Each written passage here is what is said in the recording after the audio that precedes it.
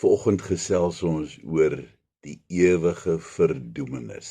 Ons lees Judas vers 5 tot 7. Die verhaal van die Israeliete se uittog uit Egipte is 'n boeiende verhaal wat jou verbeelding aangryp. Die asemrowende manier hoe God ingegryp het toe die Israeliete deur die magtige leer van die Farao teen die Rietsee vasgedruk is, laat 'n mens na jou asem snak. Die see het net eenvoudig 'n pad oopgemaak vir God se volk om deur te vlug. En toe hulle benoud terugkyk na die aanstormende strydwaans, moes hulle sien hoe dat die see hulle agtervolgers insluk. Die wonderbaarlike manier hoe die Here vir daardie jong volkie gesorg het in die woestyn, laat jy jou hande saamslaan in verwondering. Eers is daar die heerlike manna wat elke oggend uit die hemel gereën het, en toe hulle vleislus hulle oorweldig, voorsien die Here met swerms en swerms kwartels. En steeds hou God se wonderwerke nie op nie. Heerlike soet water stroom op sy bevel in die dorre woestyn uit 'n rots, wanneer die dors hulle oorval. God, die Almagtige, het die Israeliete verlos uit die wrede slawekettinge van Egipte en hulle na hulle eie land gebring. En wat maak hulle? Hulle kerm en hulle kla die heel pad lank, en na al die wonderwerke twyfel hulle steeds. Hulle verwerp God. Uiteindelik beteken dit dat hierdie kermende klomp Jode vir 'n volle 40 jaar in die woestyn rondswerf, totdat daar nie 'n enkele een van die ongelowiges oorgebly het nie. Verskriklik. Maar selfs deur hierdie tyd van ongeloof is hulle nie aan hulle eie lot oorgelaat nie. God het steeds vir hulle gesorg, ten spyte van alles. Uiteindelik kon slegs Josua en Caleb, die leiers, die beloofde land smaak. Die engele waarna hier verwys word in die gedeelte is waarskynlik Satan se volgelinge, wat in opstand teen God gekom het. Hulle is uit die hemel gedryf en het bose geeste geword, wat selfs vandag nog probeer om gelowiges te skei van God.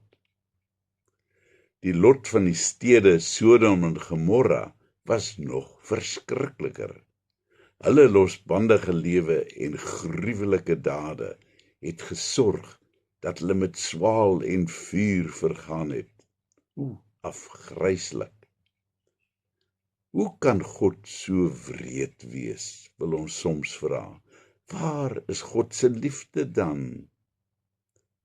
Die antwoord is dat God oneindig lankmoedig is en dat hy bereid is om oor en oor te vergewe. Die Israeliete het vir Moses gehad wat moeg gewerk het om daardie volk die regte pad te leer. Nie 'n enkele een van daardie Israeliete kon sê dat hulle nie die woord van God oor en oor uit die mond van Moses gehoor het nie. Boonop het hulle die asemrowende wonderwerke beleef, maar steeds het hulle nie die Here vertrou nie. Die feit is dat die Here in liefde na 'n mens toe uitreik. Hy vra nie baie van jou nie, slegs dat jy jou vertroue in hom sal plaas en in Jesus Christus sal glo as jou enigste verlosser. Die voordele wat hy jou bied is gans te veel om op te noem. Die Here reik nie maar net eenmaal uit na 'n mens toe nie. Hy laat hom nie net daar staan nie. Hy pleit by hom op verskillende maniere. Daar kom egter 'n tyd dat God se geduld opraak. Wat gebeur as iemand weier om sy sondige bestaan te verruil vir dit wat God aanbied. Daar is verskillende beskrywings in die Bybel vir die ewige straf, die hel. Judas praat hier van die vuur wat ewig brand. Daardie verskriklike, verskroeiende hitte wat jou uitmergel, maar jy brand nie dood nie. Op ander plekke word gepraat van wurms wat jou lewendig opvreet en 'n verskriklike, onlesbare dors. Daar word geskryf van 'n geween en 'n gekners van tande.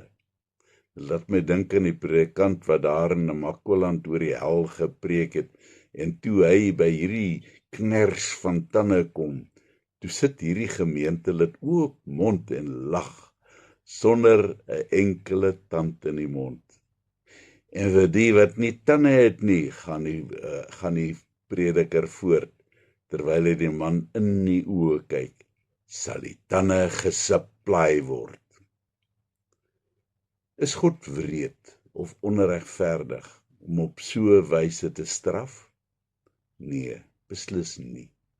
Want hy soebat mense om weg te breek van die duiwelse slawekettinge. God straf ook nie gelowiges nie, want hulle het reeds God se vryspraak gekry. Op die groot oordeelsdag sal dit onthul word dat hulle name in die boek van die lewe geskryf is en dat hulle God se oordeel sal vryspring. Die vraag is vanoggend of jy al daardie vryspraak waarvan ons al soveel keer geskryf het, gevra het.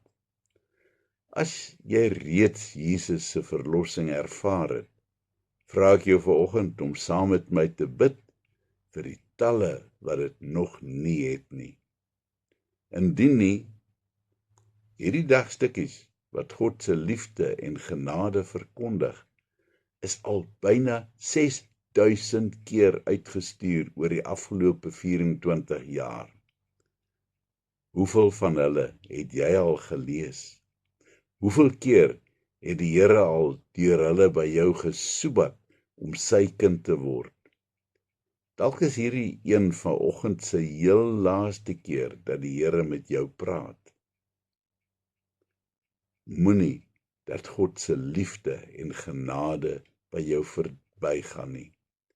Doen vandag nog iets daaraan, voordat dit dalk heeltemal te laat is. Kontak my as jy hulp nodig het. Stuur my net 'n WhatsApp. Amen. Kom ons bid. Here, my hart gaan uit na elkeen wat nog nie u genade ondervind het nie. Here, wees genadig en red hulle asseblief. Amen.